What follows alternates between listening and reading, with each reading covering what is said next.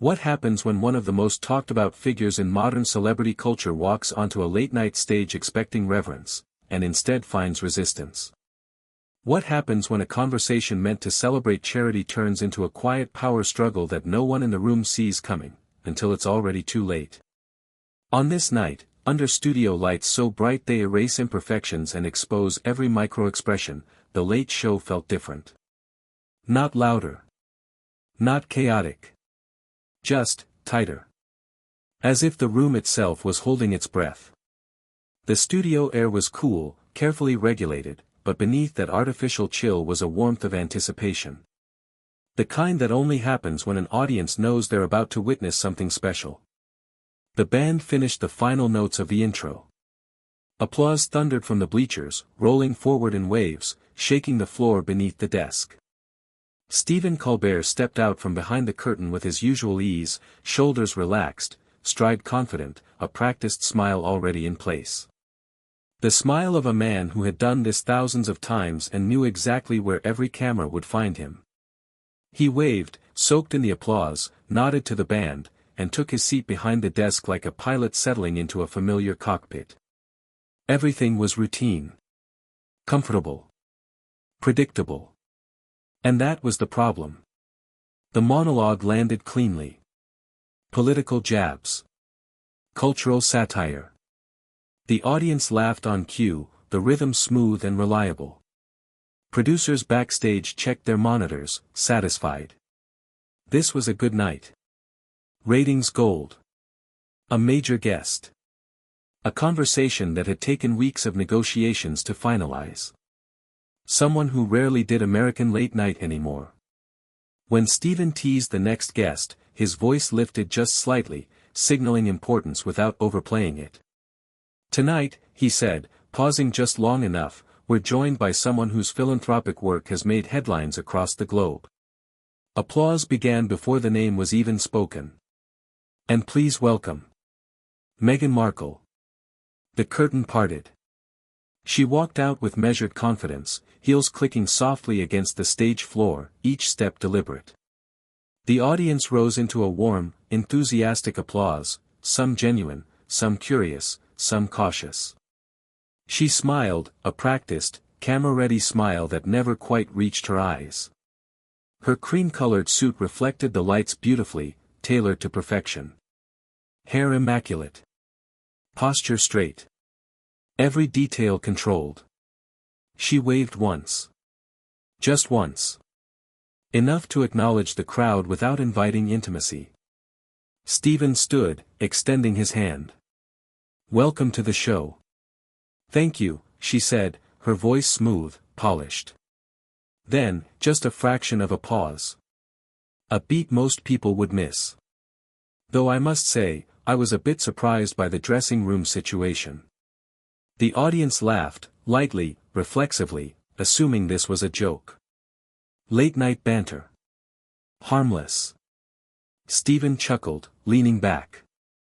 Oh. Not enough bottled water. She didn't laugh. Actually, she said, adjusting her jacket, crossing her legs slowly, I was told I'd have the main dressing room. The one with proper lighting and space. Instead, I was given what appeared to be a storage closet. The laughter faltered. A few chuckles died mid-breath. Stephen's smile tightened, not visibly, but perceptibly. The kind of adjustment only people who live on camera master. Well, I apologize if there was any confusion.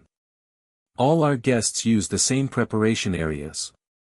We try to keep things pretty egalitarian around here. Egalitarian. The word hung between them. Her expression didn't change. But her eyes sharpened. Interesting, she said softly. Egalitarian. I would have thought someone of my profile would warrant certain accommodations. The audience shifted in their seats. A ripple of discomfort moved through the room like a low current. Someone of your profile? Stephen repeated, tone still polite, still curious, but now edged with something firmer. And what profile is that, exactly? She leaned forward just slightly. Not aggressively. Intentionally. I think you know exactly who I am, she said. And what I represent. I'm not just another actress promoting a film. I've lived a life that few people can even imagine. Stephen nodded once. Slowly. Of course. And that's actually what I wanted to talk about. Your charity work has been in the news quite a bit. Tell us about your latest project. For a moment, it seemed like the train might return to the tracks. But Meghan didn't answer. Before we get into that, she said, I need to address something. Backstage, a producer stiffened. Your production team sent me a list of topics that were off limits tonight. Topics that I specifically said were fine to discuss. Who made that decision? Stephen glanced down at his notes, then back up. The movement was small, controlled. I'm not sure what you're referring to. We have a standard process, my publicist approved everything, she cut in.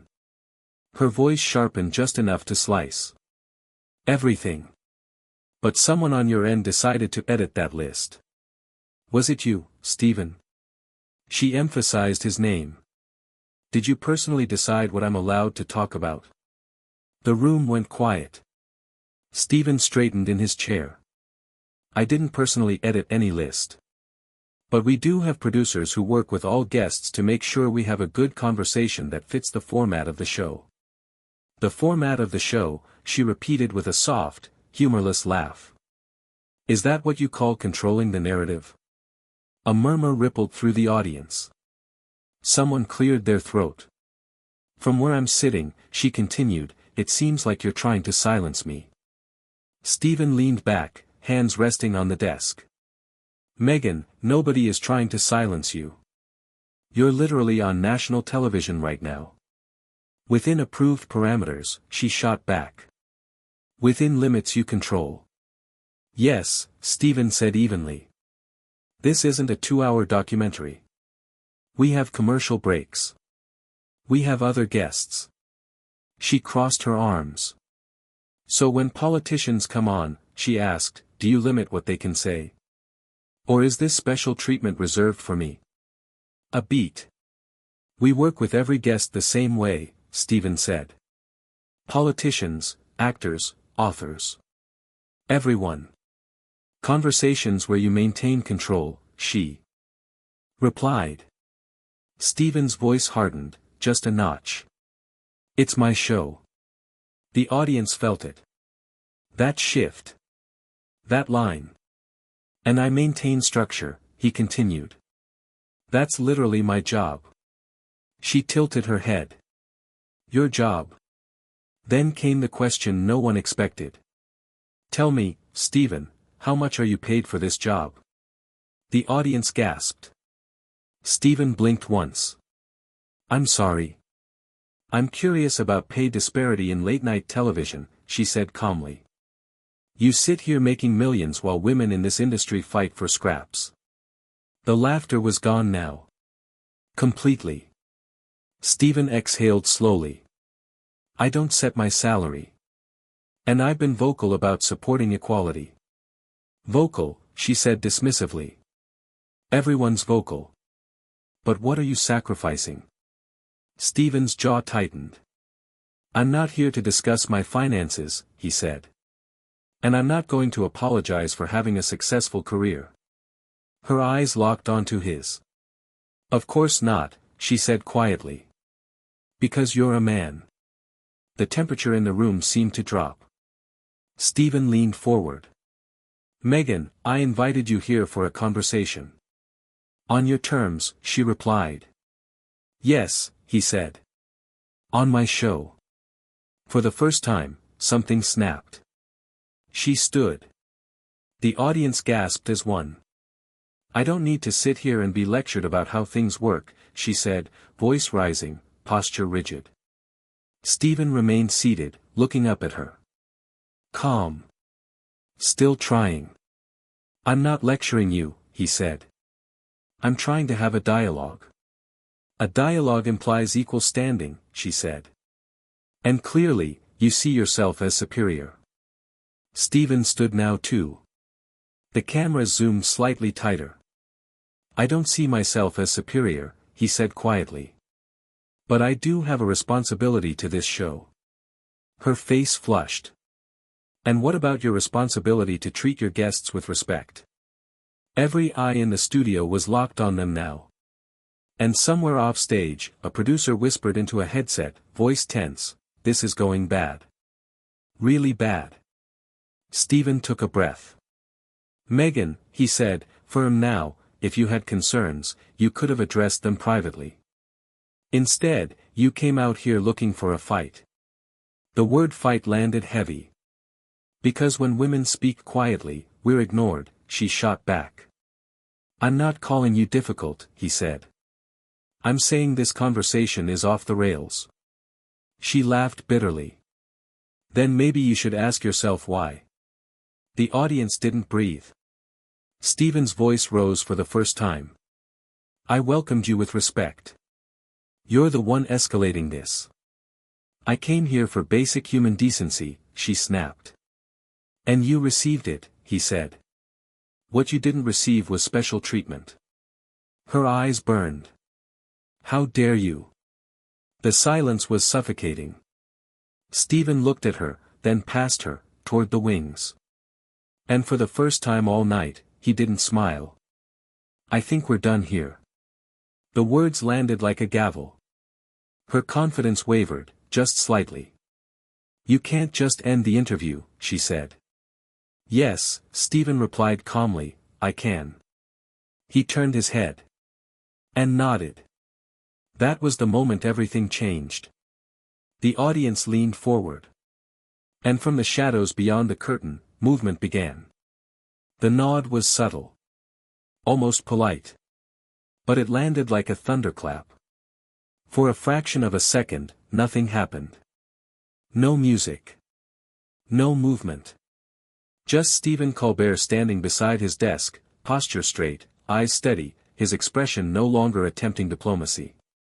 The audience didn't know where to look. Some stared at Meghan.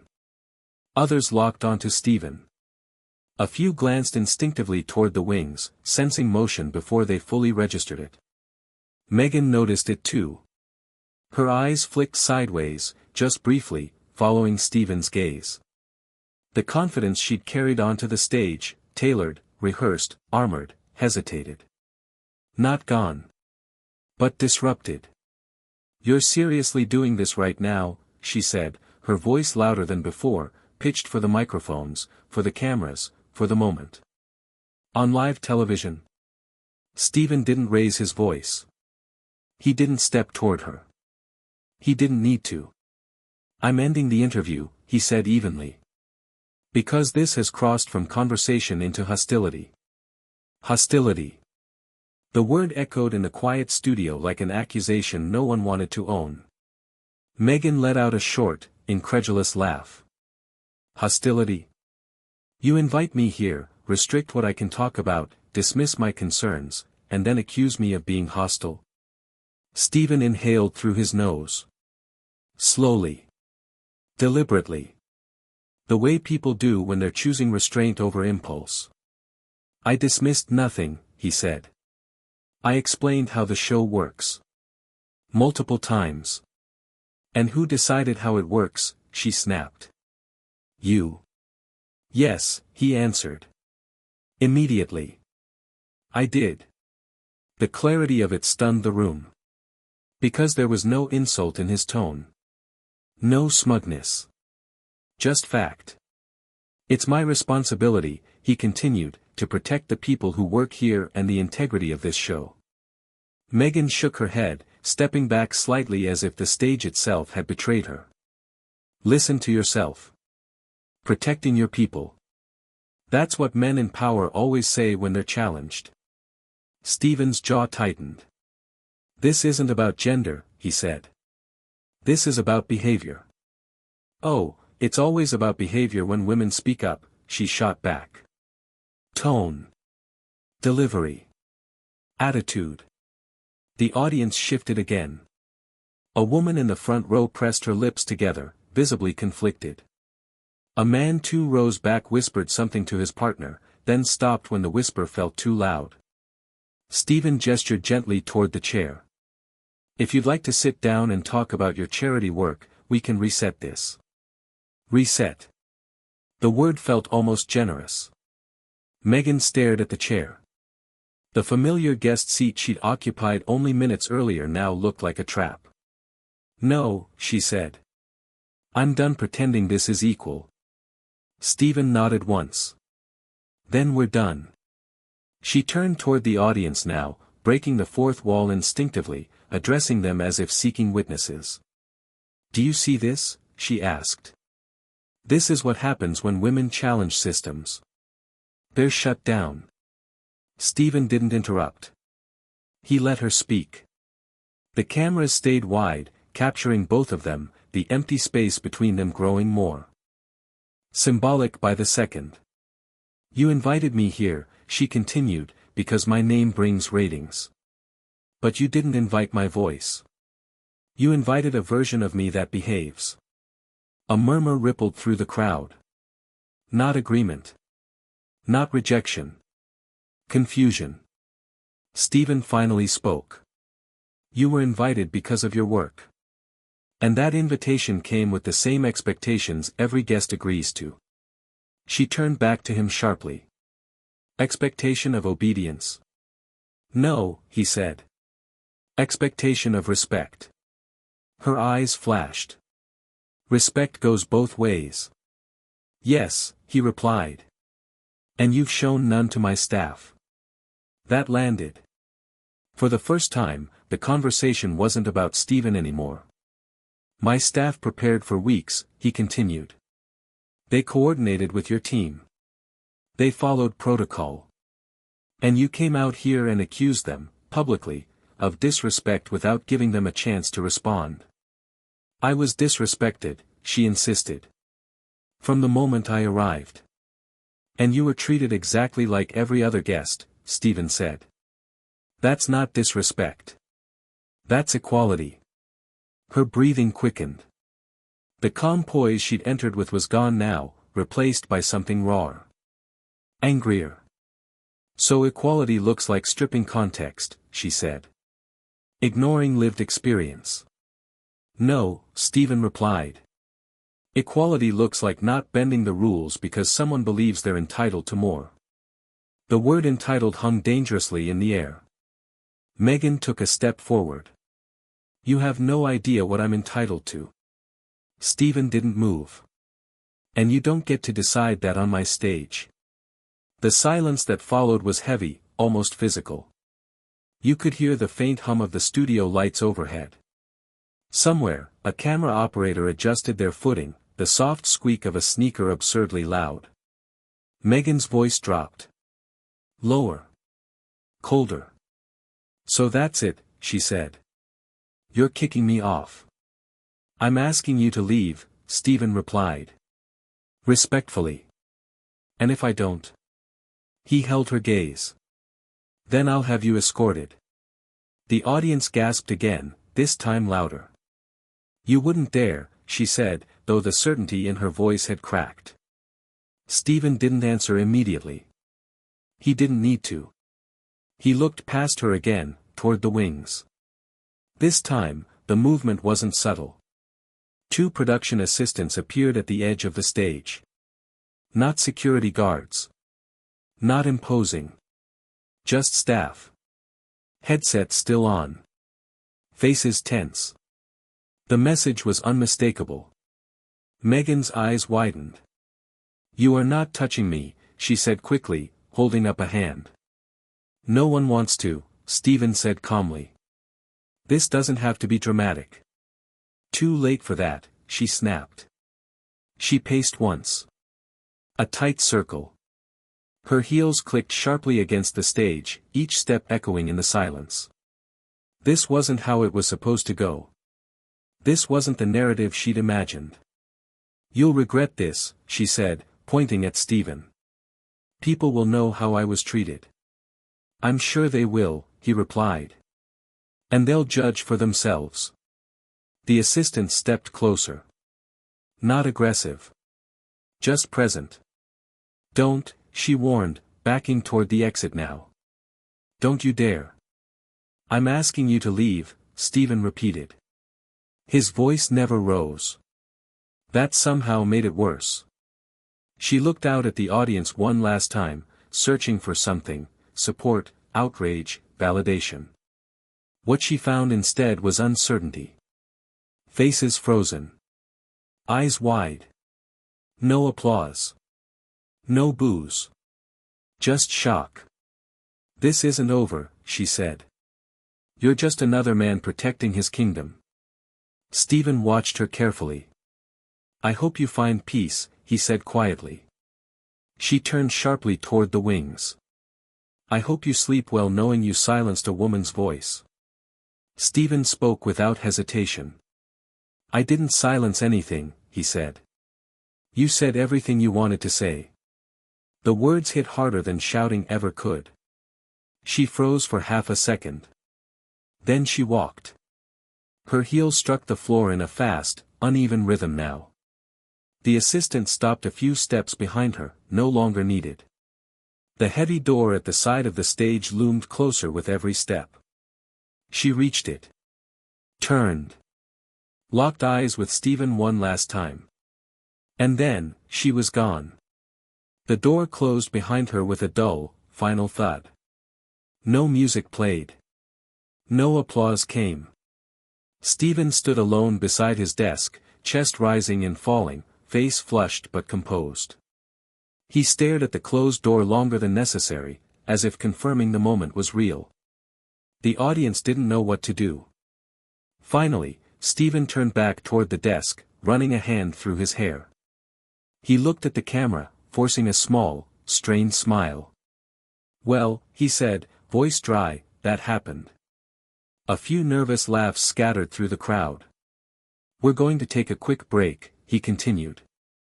When we come back, I promise something lighter.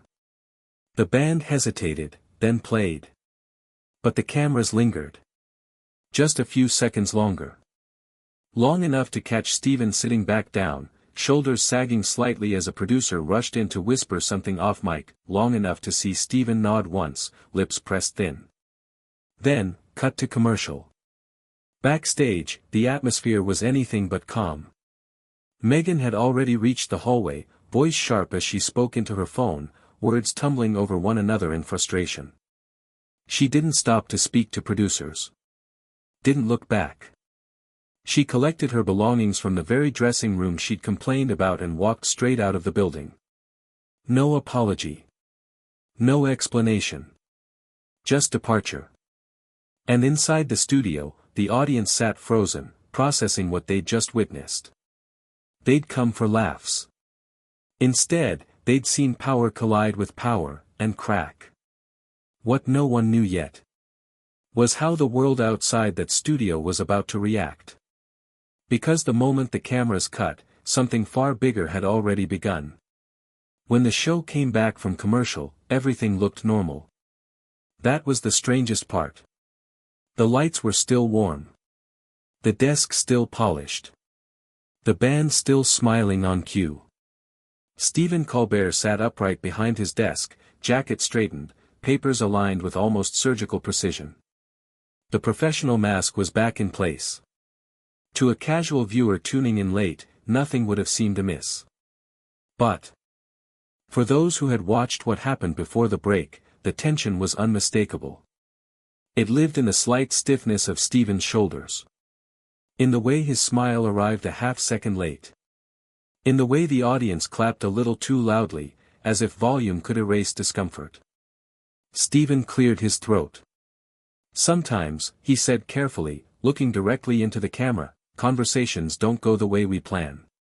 He paused. Just long enough for the words to settle. We invited a guest tonight for what we hoped would be an interesting discussion about important work.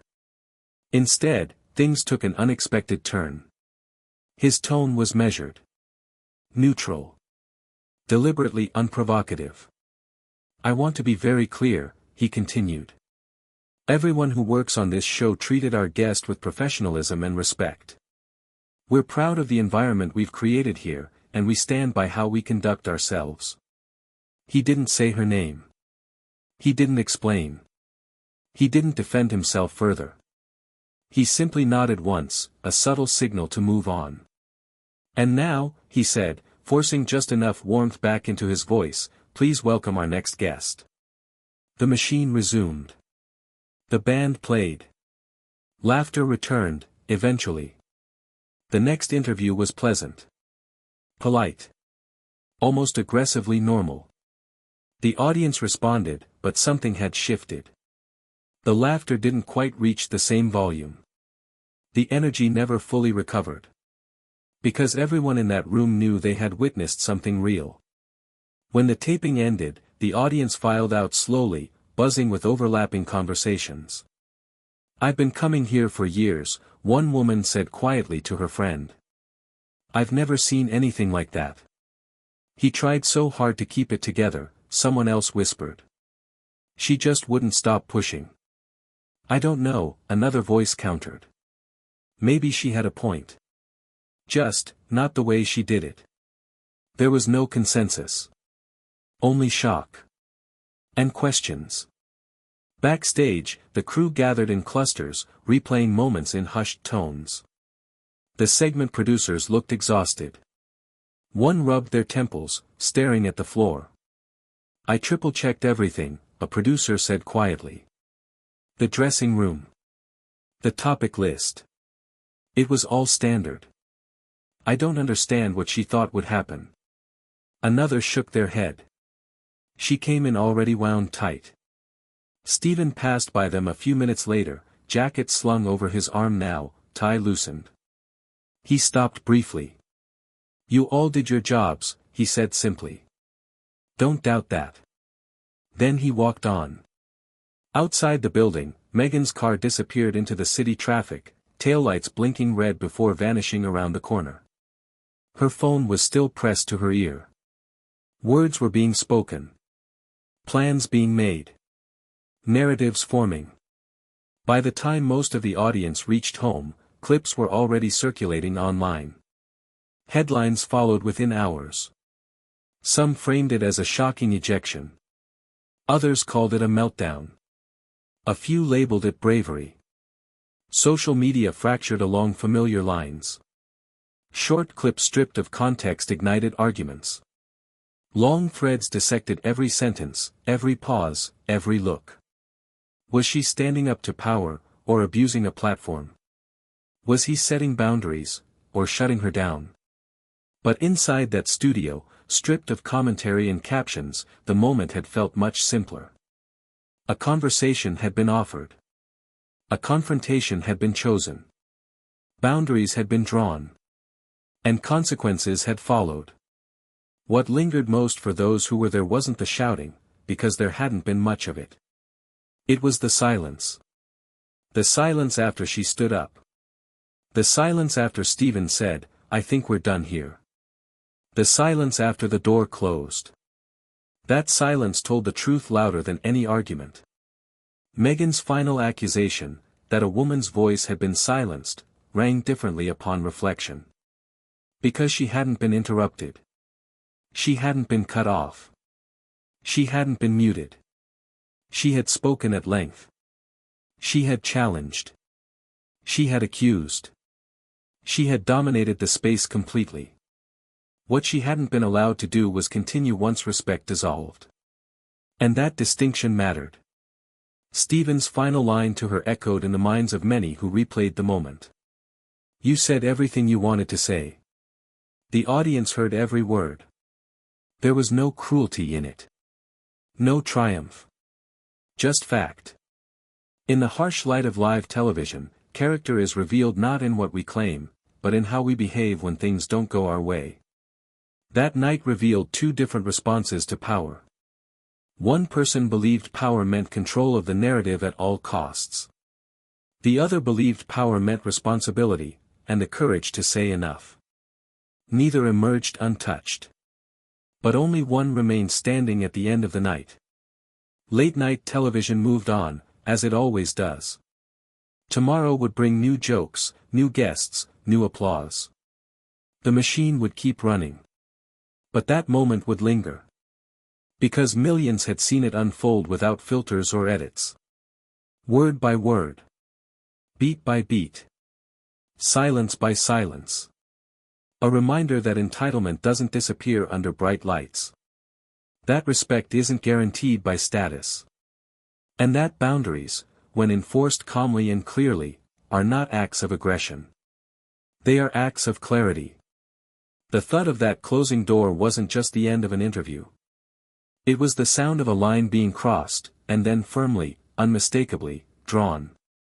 If this story made you pause, think, or rethink what you saw, hit like, drop your perspective in the comments, subscribe for more cinematic deep dives into moments that changed live television, and share this story with someone who believes every confrontation has more than one truth. Because sometimes, the most revealing moments aren't the loudest ones. They're the ones that end in silence.